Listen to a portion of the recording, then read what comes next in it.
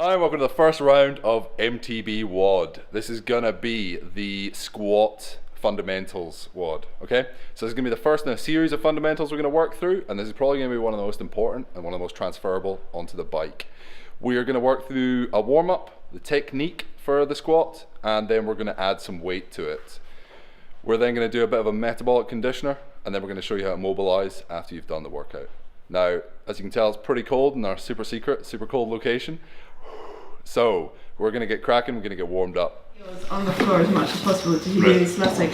So you're just gonna walk. Oh, that looks cool. Yeah. To the end. No, we'll just leave Ellie doing that because she's the only one that looks stupid. And then back.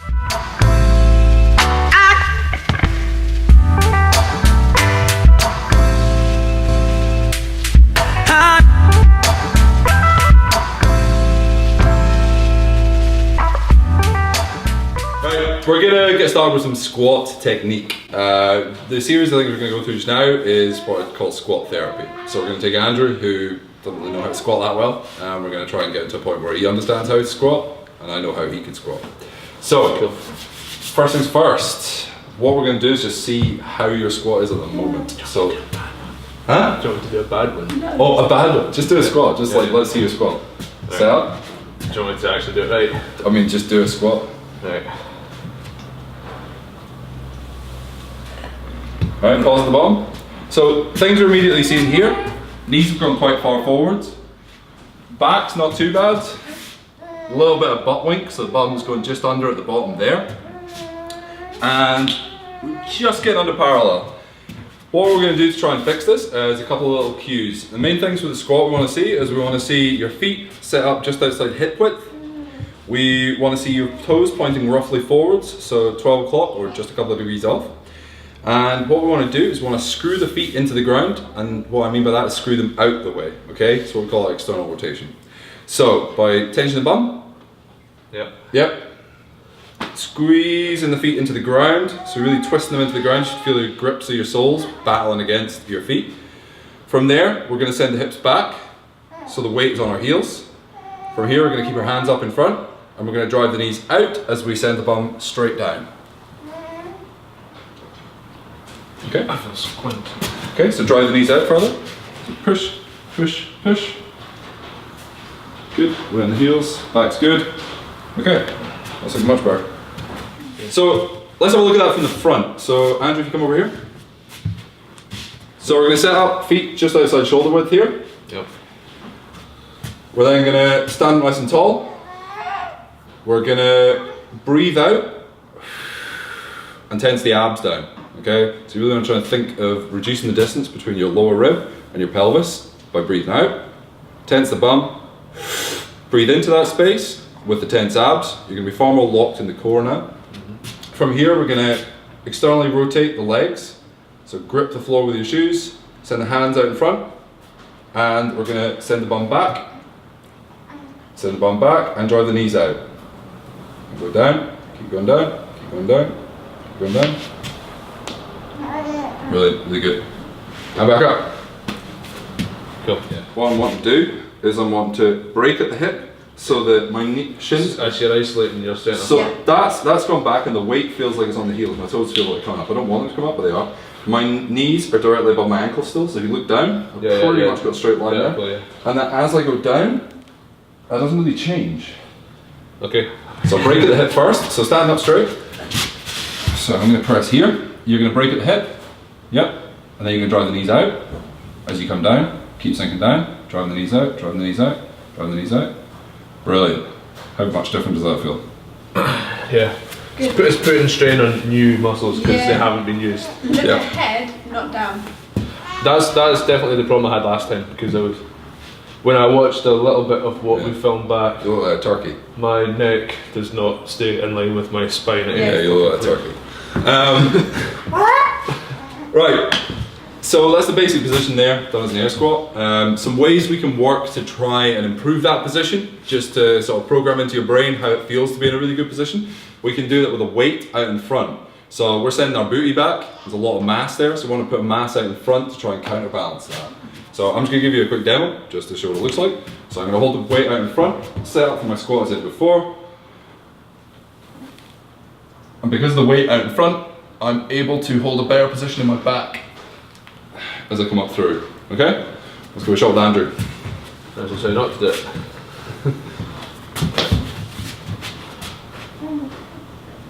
So remember to break at the hip. Drive the knees out, knees out, knees out. Brilliant. So you can really see this vertical back position here. It's what we call a neutral spine. Really good solid position. Able to keep the head up and look straight forwards. We're not aiming our chest at the ground, we're aiming up and straight forwards. This is going to mean that when there's a bar on his back here, it's going to be pushing straight down to his heels or the midfoot. And this is ideally what we want. Okay. This next technique is derived from a box squat. Now a box squat is really just setting a depth that your bum's going to go to in the squat, and then hitting that, not releasing tension, and then coming back up. Okay, so we're going to put a point that we're aiming for. Then stand just in front of it, set up with the feet just outside shoulder width. Set up for the squat same as before.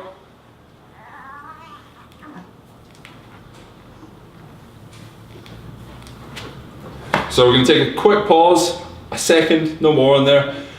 Maintain the tension at that point and then fire back up, okay?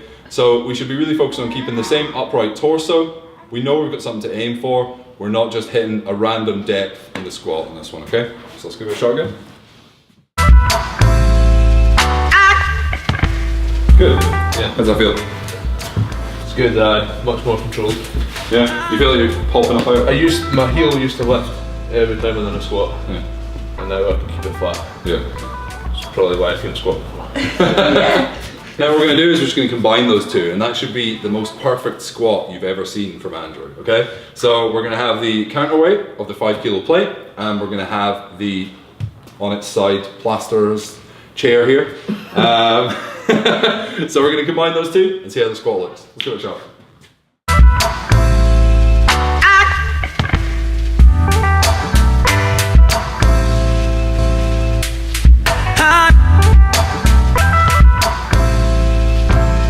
Right, so now we're stepping up onto the bar, okay? So we're gonna add the weight onto the back in a back squat.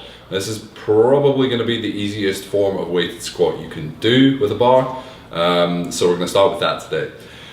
The main things we set up is you're gonna set up with your pinkies on the first ring of the bar. So outside the smooth on the knurling. So it's just outside shoulder width basically if you've not got the powerlifting marks. You're then gonna step under. Rest the bar on the traps, not the neck, and not the lower back, or lower down the back. You're going to rest on the traps here. Stand up, and take 1 step, 2 step, and that's you set up. From there, same as the air squat, we're going to brace the core, so breathing out, breathing into that space.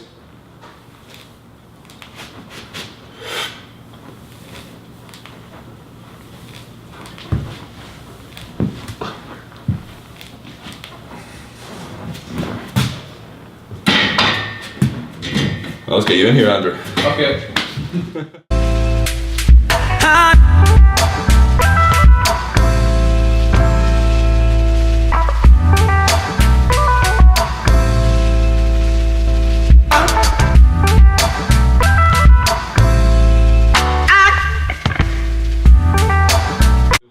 Cool.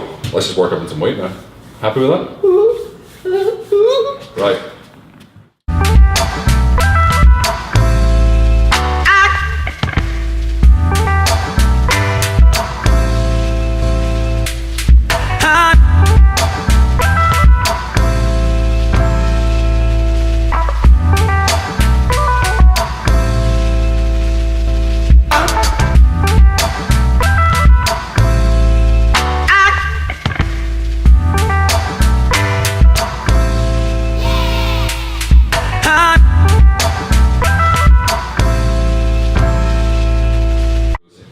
Yep.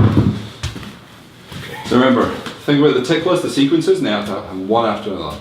So we're going to brace. So yep. Breathe out, tense the abs at the same time, yep. And then breathe into that space. Bum should already be switched on. Yep. Should feel really tight, then you're going to sit back on your heels and stick your hips back. Yep. Then you're going to send the knees out and keep sending the hips back a little bit as you go down. Yep. Okay.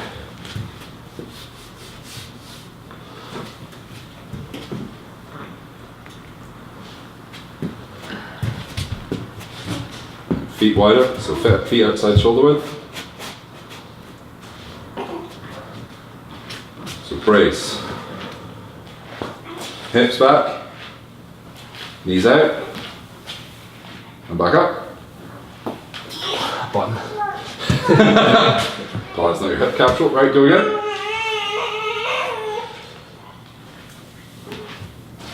Good. Ah. Right. What the fuck, man? It's alright. I just got to. Knees went in. Hey? Knees went in. Back went down. So you went a bit lower. When you went I went lower too there, low, man. the bum tucked under. Yeah. Fucking idiot. It's alright. Sorry. It's not really. Not acceptable. We'll bring this guy back in. God damn it. You squat into that and pull back up again. I'll pull it back up. Right? Watch yourself. Watch out the way.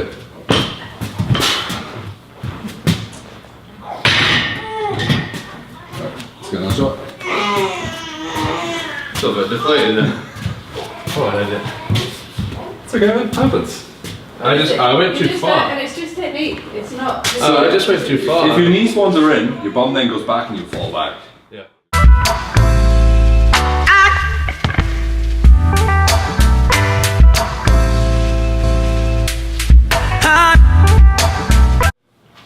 Yeah, I need that just to know where I am, because I don't know what angle I'm at. Takes a while to program your brain. Yeah.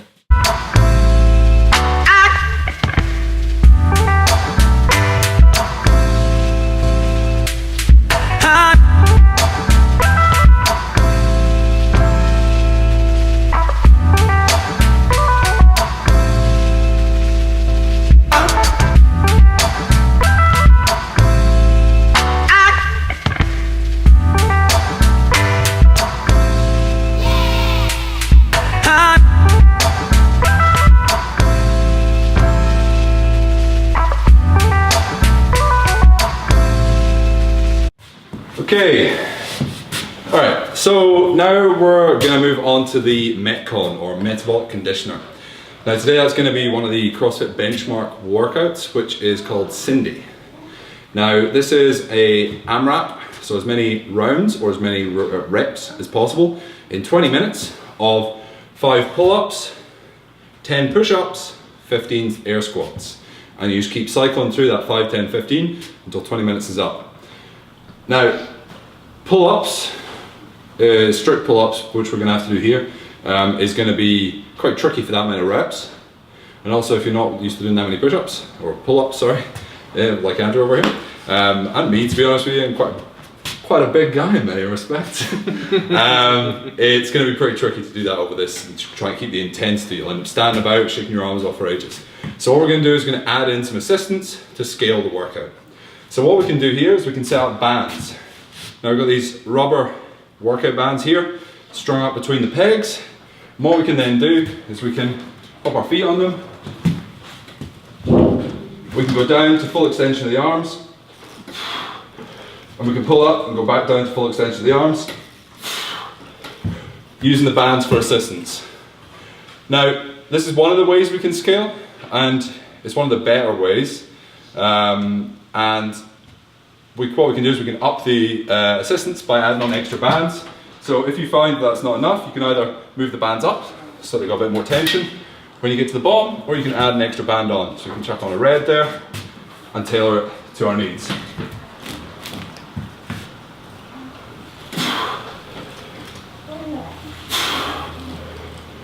Okay? Can we give it a shot, Andrew? Desperate. Overhand, you done. Yes. So, in terms of setup for this, you want to take your hands outside shoulder width, overhand grip. You want to point the knuckles directly at the ceiling. So, you want to wrap the hands around a little bit more. So those top knuckles should be pointing mainly at the ceiling. You're going to bend your knees and your hips until you come down to full extension with the arms. You're going to make sure your lats are switched on here, so you're going to pull the shoulders down in the sockets. And then from there we're going to pull straight up until the chin goes over the bar. So, just finished the workout. Don't know if all of it recorded, because I'm pretty sure the memory card filled up. So there might be a bit of it in there just to get the gist. How was it? horrible. Worse than a climb? Eh? Worse than a climb? Oh, much worse than a climb. I don't use my arms for a climb. That was good. Kept the intensity pretty high all the way through there, didn't really stop. So that was good. We kept it going. And that's the important thing about scaling. If ever you put a workout up and the prescribed workout looks damn near impossible and you think, oh god, that's gonna be horrific, or even if you start the workout with all the best intentions and then it starts to feel really bad, scale it back. So pull down the reps a little bit or adjust the movement. So there we were doing the assisted pull-ups and then we went to the knees on the push-ups so we could keep the workout going. And that's the point of the Metcon, the metabolic conditioner, is to keep the intensity high, keep that heart rate up and keep pushing, don't stop. So if you need to adjust the workout to make that happen, do it, it's much better for it. Okay, to finish up, what we're going to do is we're just going to mobilize a little bit. So we're going to focus on the quads today. For all of those who set out on a bike, a lot of the time this is going to be really important, and for actually anyone I would recommend doing this pretty much daily. In later life you can end up with some really bad knee issues from having overly tight quads, so I would work on this a lot. Two movements we're going to do is we're going to roll out the quads. Some of you might be familiar with that already. So we're going to grab the foam roller. Andrew's going to get down on his front with his quad on the roller. What we're going to do is we're going to work along from about a hand's width above the kneecap all the way up to the top of the quad, okay? So we're going to work all the way around it. So we're going to roll back just on the center line of the quad. Oh. And what you'll tend to find is you'll have some, like particularly the outside, so if you come over a bit, so if you get the knee out, so get this knee out at the side, rest all over onto there, and then on the outside of the quad, you'll tend to find as you come down on that particular area of the quad, you'll find quite a lot of tension there, and then you can do the same if you reverse that, so come across, so you go onto the inside of the quad, weight onto it, and then coming back on the inside of the quad, working up towards the groin there. Oh. So I'd say you want to spend about 2.5 minutes per side and just working slowly up and down the quad, alternating around from the inner to the outer, working up these two main areas here, and also just the general meat of the quad up here. Here we're just sort of smashing the quad up like that, working on each side, again 2.5 minutes. You can also just, if you find a particularly bad bit, you can then stop and you can just start to oscillate on one point. How do you know that's a bad bit? The other thing you can do is you can contract and relax. So when we're in here, we can bring the leg up and then we can go side to side, so we can go onto the outside there and the inside there, and you can try tensing the quad and then releasing it. And that contract and relax can really help the foam roller sink a bit further into the muscle tissue. So if you tense the quad up, I don't know. put the leg back straight. So tense your quad, Yeah. and then relax. And you can do this with a foam roller, you can do this with a ball, you can do this with pretty much anything, a bit of PVC pipe, absolutely anything. And that'll just help to relieve the tension in the quad. And it also just, there's various other benefits that we can go through in the future. But for the most part, it's just gonna help them feel a lot better. Once we've gone through a couple of minutes on each side on this, what we're going to move on to is we're going to move on to something called the couch stretch. Alright, let's swap the camera over. I'm going to bring it over there for the couch stretch. Yeah, I'm still at work.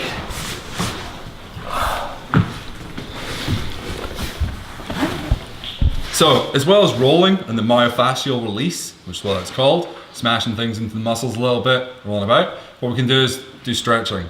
Now, one of the best things you can do for your quads and the front hip structures here is called the couch stretch. And it's called this because you can do this at the couch, do this at a wall, watching TV, that kind of thing. What we're going to do is we're going to chuck a pad in against the wall there. We're going to throw the knee right up against the wall, so your shin is almost touching the wall there. And what we're going to do is we're going to square the hip off. So we're going to make sure that we pull the hip round rather than being rotated round here. We're going to pull the hip forward so that it's parallel to the wall behind us. Okay? From there, if we can, we're going to start to work our way up into a lunge. If you can only get up to here, that's absolutely fine. In fact, I'm getting a pretty good stretch there. If I let that go, I don't get as much of a stretch. So try and keep the hip nice and square on. Okay? Look up and just get a nice stretch across the front of the hip capsule there and down the quad. You're going to spend a few minutes in this, okay? I'd recommend about 2 minutes per side, and if you want to go for another round, go for it. The more the merrier.